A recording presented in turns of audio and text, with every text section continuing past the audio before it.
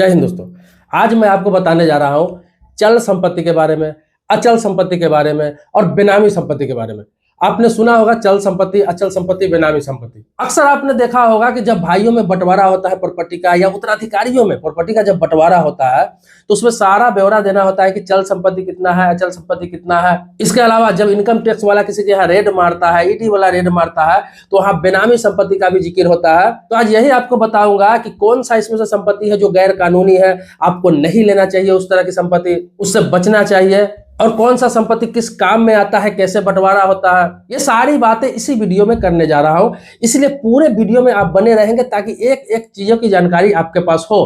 पहले बात करने जा रहा हूं चल संपत्ति के बारे में। देखिए, चल संपत्ति हम उसे कहते हैं जिसको हम एक जगह से दूसरे जगह ले जा सके, दूसरे जगह ट्रांसफर कर सके, बिना कोई नुकसान पहुंचाए, बिना कोई तोड़फोड़ हुए। जैसे आपको बता दे रहा हूं कि आपके पास गोल्ड है, सोना है, सोना में आपने इन्वेस्ट कर रखा है, आपके पास फिजिकल सोना है, तो वो आपका चल संपत्ति में आता है। इसके अलावा फर्नीचर हो गया, आपका कार हो गया, बैंक बैलेंस हो गया, किसी कंपनी में आपने शेयर ले रखा है वो हो गया, डिजिटल करेंसी हो गया, ऑनलाइन आपने पैसा कहीं इन्वेस्ट कर रखा है वो हो गया, क्रिप्टो करेंसी हो गया, ये सारे चल संपत्ति में आते हैं। मतलब इन चीजों को मैं जहां जाऊंगा वहां साथ में लेके जा सकता हूं। मतलब इन चीजों को एक जगह से दूसरे जगह ले जाया जा सकता है, उसे चल संपत्ति कहते हैं। कहीं लेके अपने साथ हम जा सकते हैं, वो हो गया चल संपत्ति। ये संपत्ति आपका चल संपत्ति में आता है। अब अचल संपत्ति की बात करें तो अचल संपत्ति बोलते हैं जैसे आपका प्रॉपर्टी हो गया, जमीन हो गया, कोई मकान हो गया, कोई अपार्टमेंट हो गया आपका, कोई गोदाम हो गया आपका, कोई ऐसा मशीनरी हो गया फैक्ट्री में जो फिक्स होता है वो हो गया, पेड़ पौधा हो गया, कोई खदान हो गया। तो मतलब इस तरह की चीज है जिसको हम लेके नहीं जा सकते। उसका वैल्यू तो है बहुत ज्यादा, लेकिन लेके नहीं जा सकते, वो वहीं रहेगा, लेकिन वो आप ही की प्रॉपर्टी है, तो उसे अचल संपत्ति कहा जाता है। तो चल और अचल संपत्ति में यही फर्क है, जिसका ब्यौरा चुनाव वगैरह में, हलफनामा में भी दिया जाता है कैंडिडेट की तरफ से। इसके अलावा जब बंटवारा होता है उत्तराधिकारियों में, भाइयों बहनों में, तो उसमें चल संपत्ति का अलग बंटवारा होता है, अचल संपत्ति का अलग बंटवारा होता है। अब रही ट्रांसफर की बात, तो दोनों संपत्ति का ट्रांसफर करने का, किसी को हस्तांतरित करने का अलग अलग प्रक्रिया है। वो आप समझ सकते हैं कि प्रॉपर्टी जो है अचल संपत्ति का, उसका अलग प्रक्रिया होता है, रजिस्ट्रेशन होता है। मतलब जैसे जमीन है तो जमीन कोई किसी को ऐसे मौखिक या फिर पेपर पे लिख के किसी को ट्रांसफर नहीं कर सकता है, इसके लिए रजिस्ट्री ऑफिस में जाना पड़ता है, वहां जाके आप ट्रांसफर कर सकते हैं। इसी प्रकार से आपके पास खेत खलियान है कुछ, जिसमें बहुत सारा पेड़ पौधा लगा हुआ है, खदान है कुछ, कोई कारखाना है जहाँ पे फिक्स मशीनरी लगी हुई है, ऐसे बहुत सारा जो अचल संपत्ति है उसका जो किसी प्रकार से हस्तांतरण करना है आपको, तो इसके लिए आपको स्टाम्प ड्यूटी पे करना होता है सरकार का, और रजिस्ट्री ऑफिस में डीड के द्वारा ही किया जा सकता है, जो कानूनी प्रक्रिया के तहत होता है।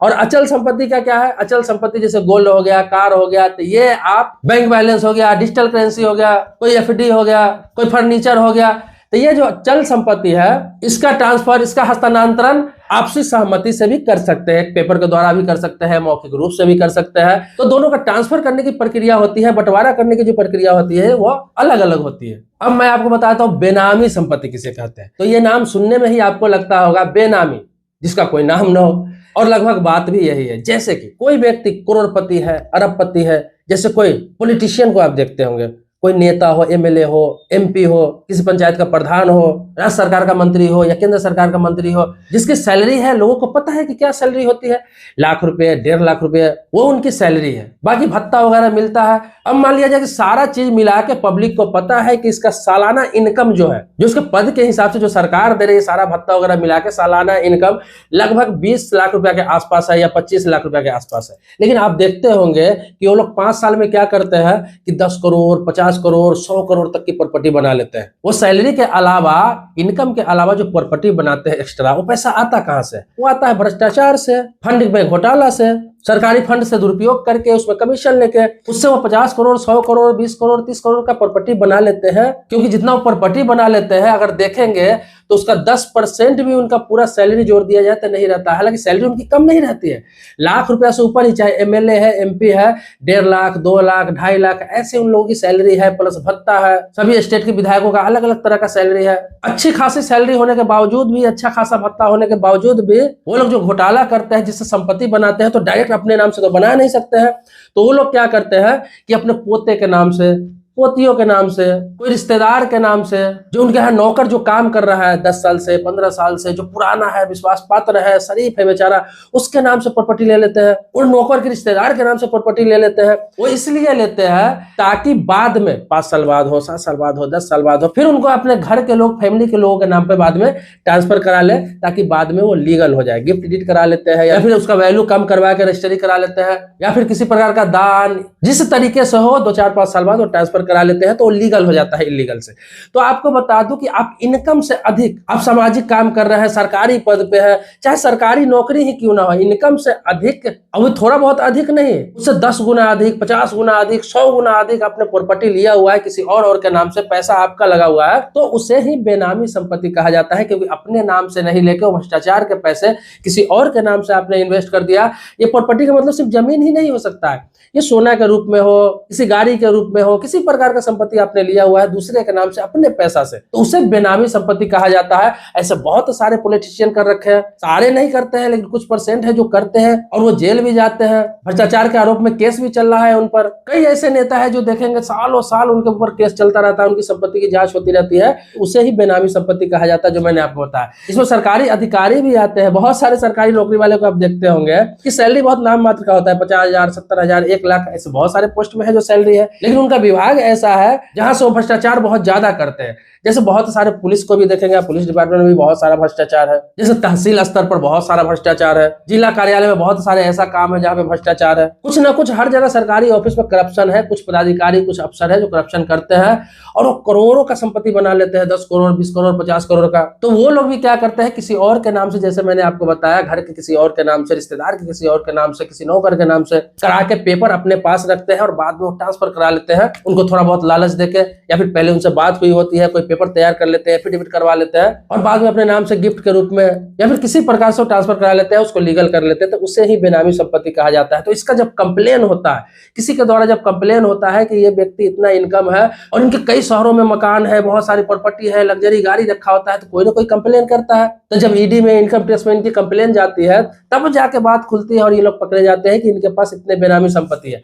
इसी तरह पॉलिटिशियन का भी जब कंप्लेन होता है तभी पकड़े जाते हैं, अन्यथा बहुत सारे लोग हैं जो अथाह संपत्ति बनाए हुए, बेनामी संपत्ति बनाए हुए हैं, या फिर किसी भ्रष्टाचार में संलिप्त पाए जाते हैं, जैसे कभी घूस लेते हुए पकड़े गए, फिर उनकी संपत्ति की जांच होती है तो पता चलता है अरे ये तो पहले से बहुत करप्ट है, बहुत सारे प्रॉपर्टी इन्होंने बना रखा है, बहुत सारे इनका एफडी है, बहुत सारे इन्वेस्टमेंट है, बहुत सारे संपत्ति है। तो ये पॉलिटिशियन पर या गवर्नमेंट अधिकारी, जो सरकारी अधिकारी है, ये लोग ही ज्यादा इस तरह के करते हैं, तो ये लोग ही ज्यादा बेनामी संपत्ति बनाते हैं। तो सीधा समझ लीजिए कि जो जनता के पैसा से सैलरी पाते हैं और उन्हीं का हक मार के, उनका फंड मार के, उनके लिए जो सरकार योजना दे रहा है उसका पैसा मार के जो संपत्ति किसी और के नाम से बना लेते हैं, चाहे वो सरकारी अधिकारी हो, चाहे पॉलिटिशियन हो, ये बेनामी संपत्ति में ही गिनती आता है। इसके अलावा बहुत सारे बिजनेसमैन पे भी आरोप लगता है कि वो लोग टैक्स बचाने के लिए, टैक्स चुराने के लिए, टैक्स छुपाने के लिए भी बेनामी संपत्ति लेते हैं। लेकिन उन लोगों का करप्शन में इसलिए नहीं आता है क्योंकि बिजनेस है कि इस साल 50 लाख हम कमा रहे हैं तो हो सकता है अगले साल हम 10 करोड़ रुपया भी कमा ले, क्योंकि बिजनेस है। तो बिजनेस में ये सब नहीं माना जाता है।